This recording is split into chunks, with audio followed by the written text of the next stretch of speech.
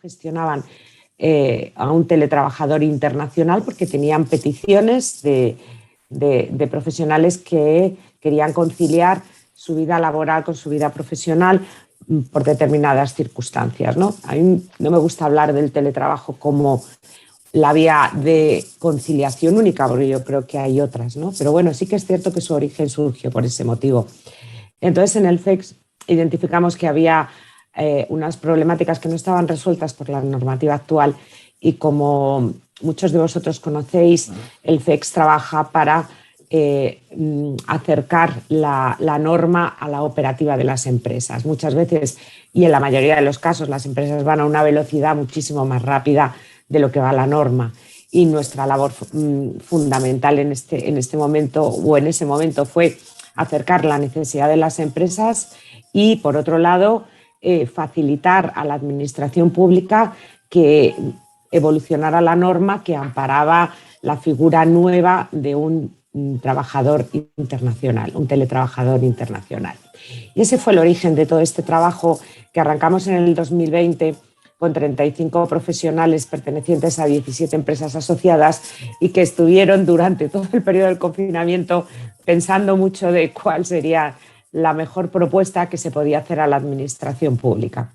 Abreviando un poco, esas propuestas fueron presentadas a la administración en distintos ámbitos. En el ámbito migratorio, en el cual pues, nos sentimos parte de ese proyecto de visado de nómadas digitales que actualmente forma parte del anteproyecto de ley del fomento de las empresas emergentes y que esperamos sea aprobado en el primer semestre del 2022, ya que hasta la fecha pues, está ahí en anteproyecto de ley. Atendimos a las consultas públicas y dimos nuestra opinión al respecto.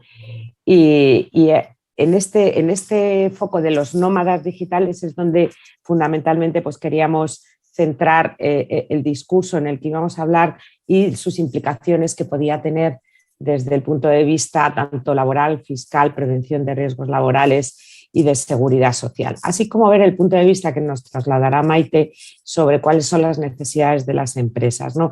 En este mundo tan cambiante y de transformación en el que estamos viviendo, donde la flexibilidad y la agilidad y el acercamiento a la administración pública es fundamental. Cuanto más cerca estemos y hablemos el mismo idioma, pues será mucho más fácil para posicionar nuestro país como destino del teletrabajador internacional y también para tener una norma suficientemente adecuada dentro del ámbito nacional y del ámbito europeo que ampare a aquel trabajador en remoto que lo pueda solicitar. Estamos en un mercado de alta competencia de talento global y tenemos que ser muy conscientes de cómo prepararnos y de cómo estar listos para coger ese camino de la manera más ágil, flexible y eficiente.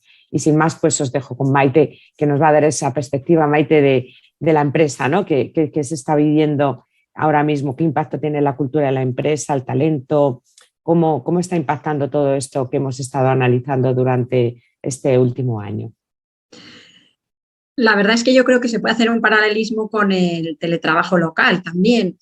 Ha sido un poco para algunas empresas un cambio muy fuerte, ¿no? Y para muchas personas a raíz de la pandemia, pero muchas opciones de organizar el trabajo que eran ya tradicionales en el mundo, por ejemplo, tecnológico o de algunos servicios, pues fueron la salvación y supervivencia que encontramos todos para continuar trabajando durante la época del confinamiento y a raíz de la pandemia.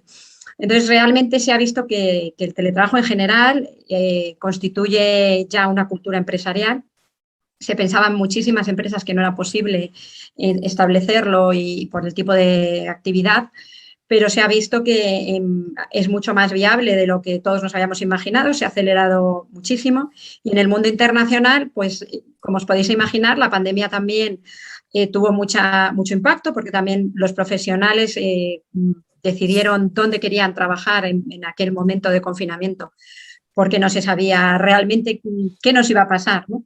Y muchas personas, incluso estando contratados en un país, pues decidían trabajar en otro, normalmente en el que tenían radicada pues, su familia más cercana o países donde habían nacido y preferían pues eso, trabajar de una forma remota y continuando prestando servicios, pero en otra localización geográfica.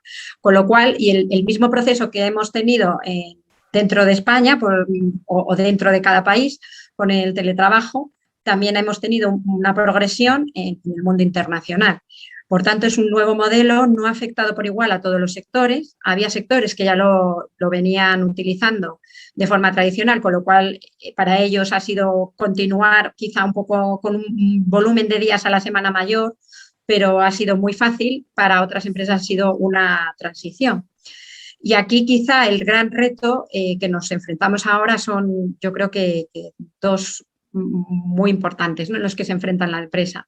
En primer lugar, esta herramienta se ha convertido, esta herramienta de trabajo, esta forma de organizar el trabajo, se ha convertido en un instrumento que perciben como un mayor salario emocional o como beneficio social que ofrecen las empresas a los trabajadores, y muchos de ellos lo han probado y quieren continuar teniéndolo, ¿no? Entonces, aquí en esta competencia del talento que tú mencionabas, Ángeles, realmente el poder ofrecer el teletrabajo a los profesionales y tener organizado de una manera eficiente esta figura es algo que las empresas pueden utilizar para retener el talento, para competir entre ellas incluso, y que además está siendo una herramienta muy, muy demandada en el mercado, especialmente en perfiles tecnológicos y perfiles pues, de alto rendimiento, como comentabas tú.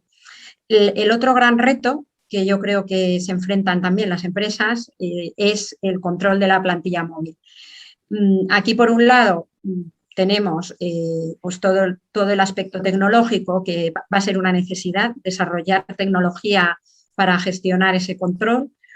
Y por otra parte, todas las implicaciones que genera a nivel compliance, digamos, y de las implicaciones en fiscal, en inmigración, en seguridad social, pues que se encuentran las empresas y los trabajadores y que no está bien regulado, ¿no? Y de ahí surge un poco también el primer punto del libro de cómo comenzó, ¿no? Cómo comenzamos a trabajar en el libro del teletrabajo internacional, que fue acordar o pensar juntos qué es el teletrabajo internacional, cuál es la diferencia con el teletrabajo local, incluso qué es el teletrabajo, ¿no?, entre países.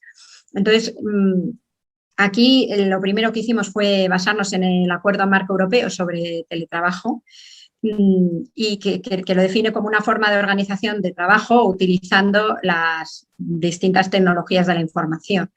Entendíamos que esto es perfectamente aplicable tanto en el ámbito internacional como en el local. Por tanto, esta parte es algo que desde el CEX entendíamos que era fundamental para diferenciarlo de otras figuras. Por otra parte, un aspecto muy importante también era que era voluntario del empleado. Y esto lo diferenciaba mucho de un desplazamiento, porque son dos figuras que a priori, por personas que no están acostumbradas a lo mejor a analizarlas, pueden parecer muy similares, pero realmente son muy diferentes, ¿no?, en cuanto a la motivación y a los aspectos que implican en todos los campos. Un desplazamiento es un interés de la empresa que envía a un trabajador en una comisión de servicio a un país, y eso tiene una regulación propia muy, muy detallada, con muchos controles y que las empresas del CEPS pues estamos acostumbrados a manejar. Y luego otra forma diferente es el teletrabajo internacional, donde el empleado voluntariamente solicita moverse a un determinado país diferente de aquel en el que tiene su contrato o en el que se encuentra su empleador, y la empresa, por ayudarle y buscar una solución y para retener talento y por conciliación, todos estos aspectos que mencionabas, Ángeles, pues decide aceptarlo. Pero la raíz de este movimiento surge del empleado. No hay ningún interés de la empresa en que esta persona esté en el país que esa persona ha elegido, ni tampoco esa persona va a prestar ningún tipo de servicio ni a representar la empresa con clientes de esos países. Es simplemente lo mismo que ocurre en España. Tú trabajas desde tu casa, pues cuando tu casa cambia de país, ¿no? Entonces, esta disociación entre el lugar del empleo... Pero Maite, ¿tú crees que puede llegar a a haber un movimiento en el que la empresa decida que determinados movimientos internacionales pueden realizarse en remoto. Y eso sería decisión también de la empresa.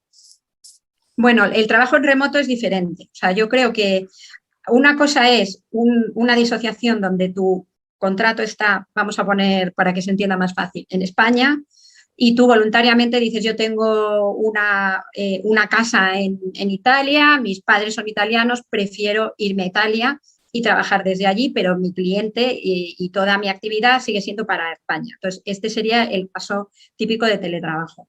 Otro tema es que a mí me contrates en Italia, yo tenga mi trabajo en Italia y tenga clientes en España, ¿no? Que creo que es un poco lo que tú comentabas. Esos son trabajos remotos que no son teletrabajo, porque no hay esta disociación entre el lugar de realización del trabajo y donde tengo yo mi empleador, ¿no? Entonces yo creo que esto hay que diferenciar lo que es un trabajo remoto de un teletrabajo, igual que muy diferenciado un desplazamiento de una asignación.